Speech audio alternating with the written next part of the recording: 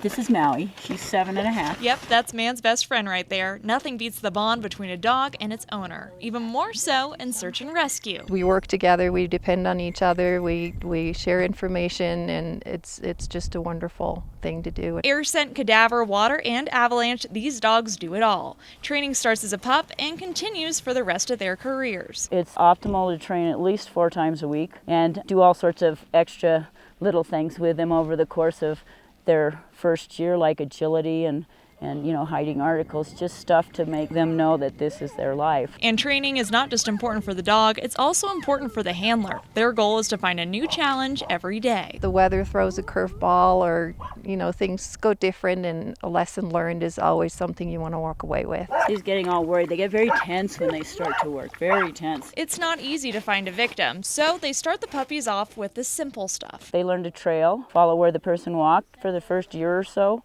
and then they can either continue to certify that dog in trailing or switch to air scent. So this is what they call a runaway. I'm waiting here for Court to come get me, and when she does, we give her a big reward, so when she does find victims later on, she's ready. They sniff the article of clothing and off they go. Once they find who they're looking for, it's time to get those treats ready. Good boy. All dogs, they love praise. Some handlers use some food, to encourage them on. My dogs are just very into toys, but really after a while they just want to be working with you. Now training for air scent, excuse the pun, is a bit rough. The scent of the subject comes off of them in a triangle, and depending on the wind and the weather, the dogs will sometimes have to migrate up in elevation before they can begin to pinpoint the smell. And obviously the scent closer to you is stronger than the scent farther away from you. And that's a really important concept, because the dogs have to learn over the course of their training to go from lesser scent to stronger scent. And it's tough to teach. It can take up to 2 to 3 years to get a dog certified, but after that, it's game on. Say, your car's here, I'd drop you over there, you'd lay a trail here, get in your car, drive a quarter mile,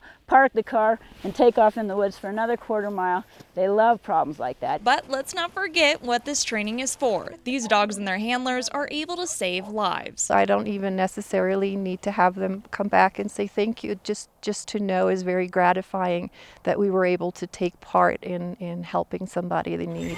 You saved me. You got me, huh? It's a reward better than any frisbee, ball, or even a milk bone. Nothing beats it. It's the best feeling in the world. Dog knows it too.